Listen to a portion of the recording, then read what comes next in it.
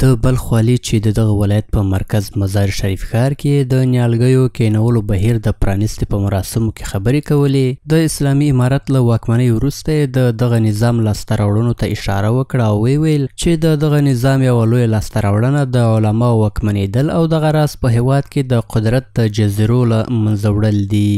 تاسو شاهدان یاست الله په نصرت اشغال او دوی معاونین نیوس و نابود شول و مابینسته یو شرعي حکومت رالی، امارت اسلامی رالی، سر افغانستان کې امنیت رالی، حکومت جوړ سو د علماء کرامو و مشرتابه د علی قدر امیر المؤمنین شیخ صاحب حفظ الله تعالی په مشرتوب د مؤمنانو امیر یو شرعي حکومت جوړ سو، یو مرکزی حکومت جوړ سو چې ټول مسؤلین علماء کرام او مخلص او امنیت رالی.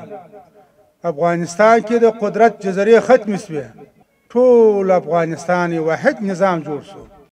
نوموړي دغه راز په افغانستان کې د میشتو قومونو ترمنځ د یووالي په رامنځته کولو د ټینګار ترڅنګ یې زیاته کړه چې له 4 کلونو څخه په کمه موده کې د هېواد په کچه داسې پروژې پلي شوي چې تیر حکومت په 12 لسیزو کې هم نه وې پلي کړې.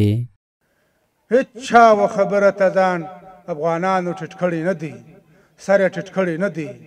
بخپل توان بخپل همت هم یې ازادي راوسته، هم یې حکومت جوړ کړي، هم یې فوج جوړ کړي، هم یې پولیس جوړ کړه، هم یې ادارې جوړ کړي، هم یې استخبارات جوړ کړه، هم یې وحدت راوستی، هم یې اتفاق و اتحاد راوستی، هم یې محبت راوستی، هم یې قومیت و سمت و تنظیمي و ټول شان د منځه وایست.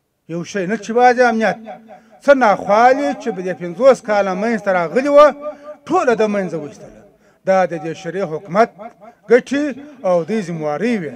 دا د چې تاسو وینئ کومې غټې پروژې ورځ په ورځ باندې پلي کېږي. د بلخ والي دغه راز یادونه وکړه چې د هېواد پرمختګ د حکومت او خلکو ګډې همکارۍ ته اړتیا لري او ټینګار یې وکړ چې دواړه لوري باید په دې برخه کې هر اړخیزه هلې ځلې وکړي.